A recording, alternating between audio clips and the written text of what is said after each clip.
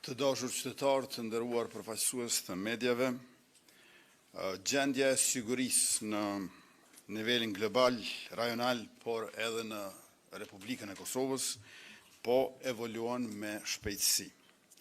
Kërcënimet me të cilat përballemi sot nuk janë ato të një dekade më parë.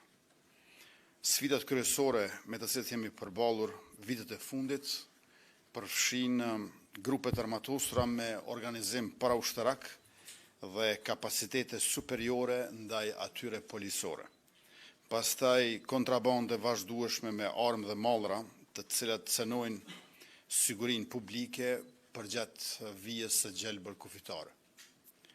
Mandej infiltrimi strukturuar i grupeve të armatosura, të cilat kërcënojnë sovranitetin tonë, përdorimi i teknologjive moderne, veçanërisht i dronëve, si dhe mbikëqyrja e vazhdueshme e terrenit të papërshtatshëm toksor, ujor dhe ajror, si dhe infrastrukturës kritike. Policia e Kosovës ka bërë dhe vazhdon të bëjë punë të jashtëzakonshme. Megjithatë, ajo ka mandat sigurimin e rendit publik, parandalimin dhe hetimin e krimit.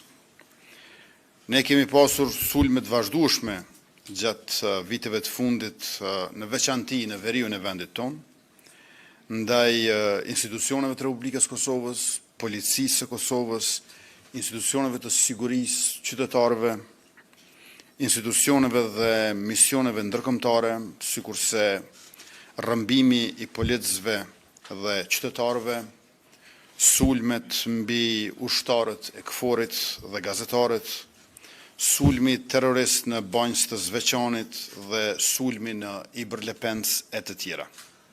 Këto na treguan se grupet armatosura me organizim paraushtarak, me armë të rënda dhe me kapacitete operacionale ushtarake, përfshirë dronë dhe antidronë të cilët të i kalojnë mundësitë standarde policore, kanë rrezikuar dhe mund të rrezikojnë seriozisht sovranitetin e Republikës Kosovës dhe qytetarët e saj.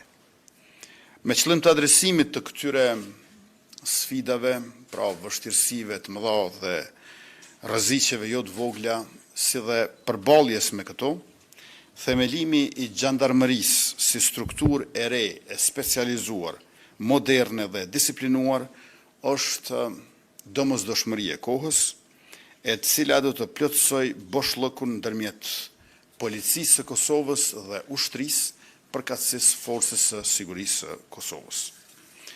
Gjandarmëria do të ketë një mandat të qartë, sigurimi i vijës kufitare toksore, ujore dhe ajrore në tërë territorin e Republikës Kosovës, operacione kundër grupeve terroriste dhe të armatosura, përfshirë ato me karakter paraushtarak, parandalimi dhe luftimi i të gjitha llojeve të kontrabandës ndërkufitare, si me mallra e me migrant, menaxhimi i situatave të rrezikut të lartë, si dhe sigurimi i infrastrukturës kritike. Modeli i gjandarmërisë është praktike dëshmuar evropiane. Shtetet si Franca, Italia, Turqia, Spanja, Portugalia dhe jo vetëm, kanë struktura të ngjashme me role dhe mandate të qarta, të cilët veprojnë me efikasitet dhe profesionalizëm për dekada. Ne jemi duke ndjekur praktikat më të mira evropiane, por modeli i Kosovës do të ndërtohet në përputhje me sistemin ton kushtetues, specifikat dhe rrethonat e Republikës Kosovës. Tashmë grupi punues i themeluar nga Ministri i Punëve të Brendshme Xhelal Sveqla është duke punuar në analizimin e të gjitha aspekteve të formimit të gjandarmërisë. Themelimi dhe funksionalizimi i gjandarmërisë do të bëhet me miratimin e ligjit të veçantë nga Kuvendi i Republikës së Kosovës në legjislaturën e 11, e cila do të dalë pas zgjedhjeve të parakohshme të 7 qershorit. Për më shumë, fjalën ja kaloj Ministrit të Punëve të Brendshme.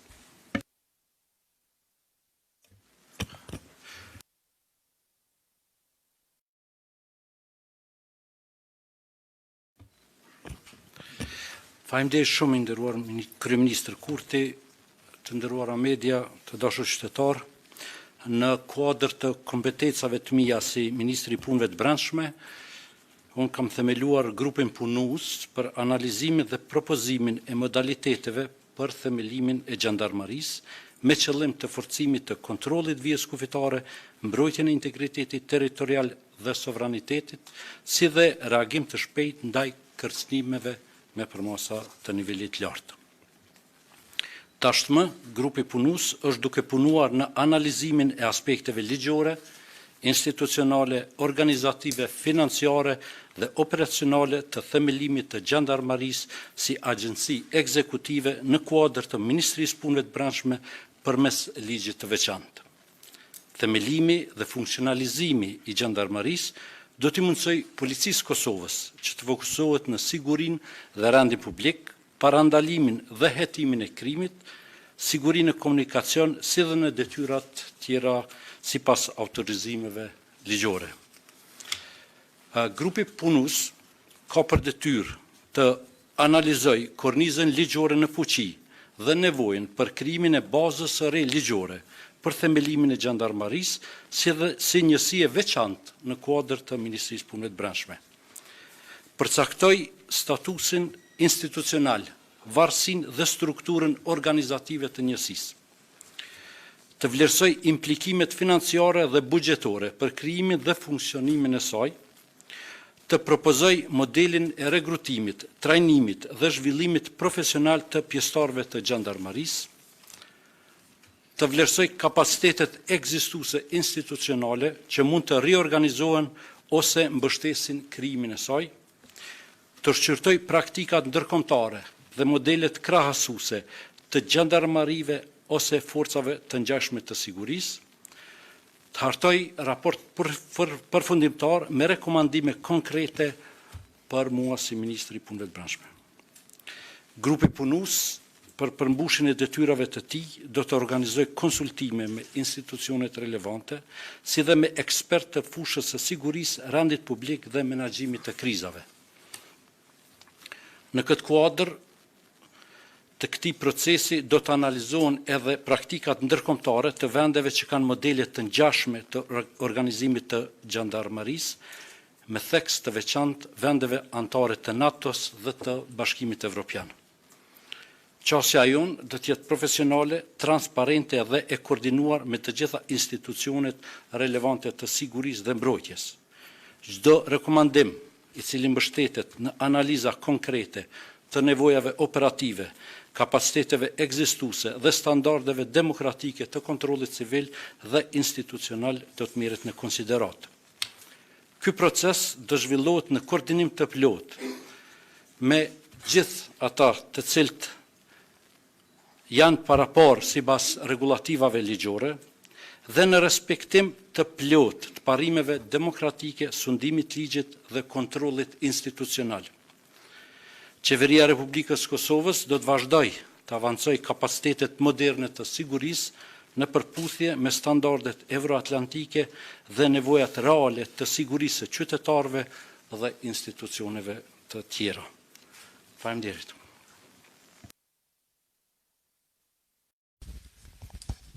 Arjan Hajdare nga Dukagjini, pjesë e grupit punues janë edhe pjesëtar të KFOR-it në Kosovë, edhe po ashtu apritet me pas sfida kur do që funksionalizohet gjandarmeria në funksionimin verit vendit, marrë parasysh që për FSK-n aktualisht janë disa kufizime. Faleminderit. Po pëse mu ma drejtuat pyetjen po? Shumë rregull. Pjesë e grupit punues janë përfaqësues të institucioneve të Kosovës. Duke filluar nga Ministria e Punëve të Brendshme, pastaj edhe nga policia, AME-ja dhe gjitha institucionet tjera që mirën me sigurinë. Në vazhdimsi ne, siç edhe theksova, do të bisedojmë me të gjithë aktorët tjerë në mënyrë që të gjitha idetë, sugjerimet apo modelet të cilat mund të inkorporohen në kuadër të gjandarmerisë Republikës Kosovës të kemi parasysh. Leonita Bajrami, Top Channel. Kryeministër, gjatë kësaj jave keni marrë disa vendime për shtesa ose mbështetje të njëhershme. Për shtesat për 100 euro për kategoritë caktume, 7 milion janë marrë edhe prej fondit kontingjencave të Ministrisë së Financave, pse është e nevojshme me u marrë mjetet të tilla në këtë kohë. Në kuadër të pakos së ringjalljes janë marrë edhe 2 milion për subvencionim të linjave ajrore, po ashtu pyetja është pse duhet pikërisht në këtë kohë më marrë vendime të tilla në kohë fushate, është blerje klasike e votave, që jo I keni qujtë ma përpara vendimet e tilla të qeverisë së Kosovës.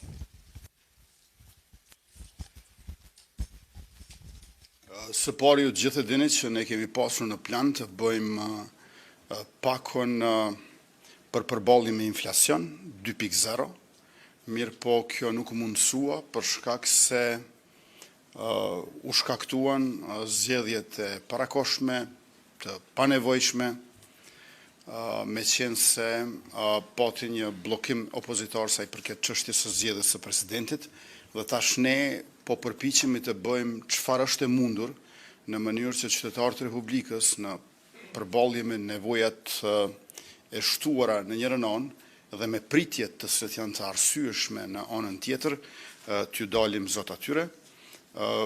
Tash ne jemi të mirënjohur ta zëm për shtesat për fëmijë, për mbështetjen financiare për nënat lehona, pastaj për mbështetjen financiare për punëtorët, mandej për studentët dhe pa harruar pensionistët. Ta zëm për 5 vjet, qeveria jonë ka mbështetur 7 herë gjithsej pensionistët me mbështetje të njëhershme 100 euro. Pensionin që e kemi gjetur bazik 90 euro, e kemi bërë 150 euro, që është për 2/3 më I lartë se që kemi gjetur. Pra, rritjen ekonomike të vendit tonë nuk e mbajmë për shtet, e shpërndajmë në popull, më së shumti, më së pari tek ata të cilët I kanë nevojat më të mëdha. Ndërkaq sa I përket alokimit mjeteve buxhetore për 2 milion euro, këtë e kam spjeguar me një tekst në faqen time në Facebook, dje pas dite, ju kisha inkurajuar të gjithëve që keni dilema ta lexoni ose ta rilexoni, dhe gjithçka është në shërbim të qytetarëve dhe bëhet fjalë për një mbulim të një gjendje jo të zakonshme që po e bëjnë edhe shtetet e tjera dhe nuk ka të bëj me muajin qershor, po ka të bëj me komplet stinën e verës deri në fund të tetorit. Pra, do të vepronim ndryshe po të kishim kuvend, me që s'kemi kuvend, veprojmë me çfarë mundemi e dim dhe besojmë që po bëjmë shumë mirë. Valmir Gallopeni, Radio Dugagjini. Zotri Kurti, sa I përket të zbatimit ligjit për të huajt, ku ka shkuar si proces, pasi që kanë mbetur edhe pak javë deri në përfundimin e atij afati 3 mujor që qytetarët e komunitetit serb kanë pasur për të aplikuar për të pajisur me dokumente të Republikës së Kosovës, sa a ka aplikuar ndokush nga qytetarët serbë dhe sa është numri e atyre, dhe zotri Seçla sa I përket të gjandarmerisë, është e paraparë në këtë fazë apo do të pritet pas raportit të komisionit që të dihet saktë sa do të jetë numri I pjesëtarëve të angazhuar në këtë njësi dhe a do të lindë nevoja për krijimin e stacioneve të reja policore për rreth pikave kufitare. Si është paraparë? Faleminderit shumë për pyetjen. Unë vetëm po e them principin e vendimit ton.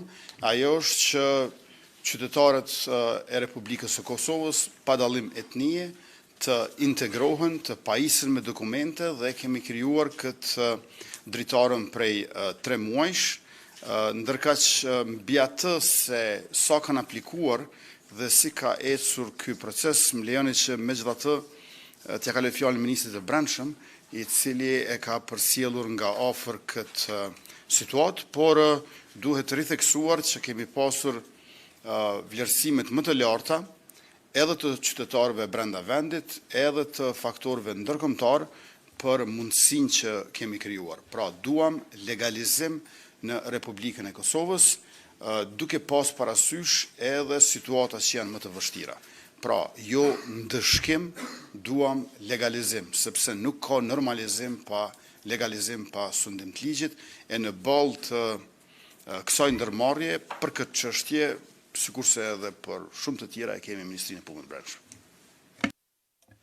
Faleminderit shumë, Kryeministër.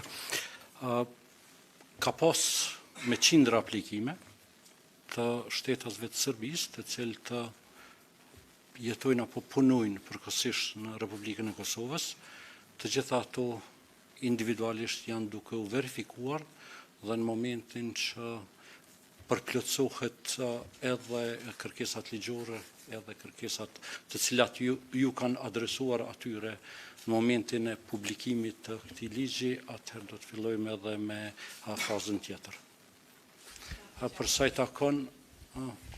takon numrit, unë si që theksova, grupi punues do të punoj intensivisht për përcaktimin e gjitha modaliteteve dhe nevojave operacionale, përfshi edhe numrin e nevojshëm të pjesëtarëve të gjandarmerisë në momentin kur ta kemi këtë përcaktim, patjetër se ne ju informojmë. Kryeministër, në fushatën elektorale të vitit 2019 patet premtuar që keni më bë shërbimin e detyrueshëm ushtarak. Megjithatë tash jena në 2026 edhe kjo s'ka ndodhur. Sa janë gjasat që edhe kjo për gjandarmeri më mbet vetëm një premtim elektoral? Siç e shpjegoi Ministri i Punëve të Brendshme, pas grupit punues, pas një koncept dokumenti fillestar, natyrisht që do të procedojmë me propozim ligjin për Gjandarmerinë e Republikës së Kosovës, e cila më pastaj do të vije për diskutim në 2 lexime në Kuvendin e Republikës. Pra kjo është domosdoshmëri e kohës dhe padyshim që do ta bëjmë. Sa i përket shërbimit të detyrueshëm ushtarak, kjo është një temë e gjatë, por mos harroni çfarë kemi bërë. Dhe kjo nuk do të thotë që do ta bëjmë një ditë. Por kjo do të thotë që tash për tash kemi vlerësuar edhe me ekspertës që në situatën e të cilën ndodhemi, është shumë më e mençur të kemi mbrojtjen gjithëpërfshirëse, apo mbrojtjen totale, një model i cili i ngjan atij të Finlandës dhe të vendeve baltike, ku ti nuk e bë ushtrin një grumbull të madh njerëzish, që mandej duhet ta strukturosh, e ta pajisësh, por në vend të kësaj përcakton funksione, detyra konkrete dhe vende të caktuara për qytetarët e Republikës në rast të rreziqeve të ndryshme nga fatkeqësitë natyrore deri tek lufta e armatosur. Pra kemi vlerësuar që në fazën e të cilën ndodhemi, e që gjithsesi nuk është viti 2019, është shumë më mençur që ta kemi mbrojtjen gjithëpërfshirëse siç e ka Finlanda dhe vendet baltike. Në anën tjetër, kjo komplementohet me 2 aspekte të tjera. Me një model për shkollat e mesme, që quhet edukimi për siguri, i frymzuar nga shembulli i Polonisë, e që mundëson që të rinjtë të mësojnë sa më shumë dhe më sakt reagimet që duhet t'i kenë në rast të rreziqeve që përmenda më herët, katastrofat natyrore apo luftrat e armatosura. Kontekstin në cilën jemi sot është shumë ndryshe prej atij të para 7 viteve dhe krejt në fund do ta kemi edhe rezervën vullnetare. Pra rezerva vullnetare e cila mundëson që qytetarët e Republikës Kosovës që do të bëhen rezervista të Forcës së Sigurisë Kosovës të kenë pajisjet nga çizmet deri tek arma e tyre në një adresë të saktuar në Forcën e Sigurisë Kosovës. Pra, unë besoj që kjo çfarë po bëjmë është shumë më mirë sa shërbimi i detyrueshëm ushtarak. Pra, nëse ka diçka që nuk e kemi bërë taksativisht siç e kemi thënë para shumë viteve, duhet ta shohim se ndoshta është më mirë se sa që e kemi premtuar dikur. Faleminderit shumë.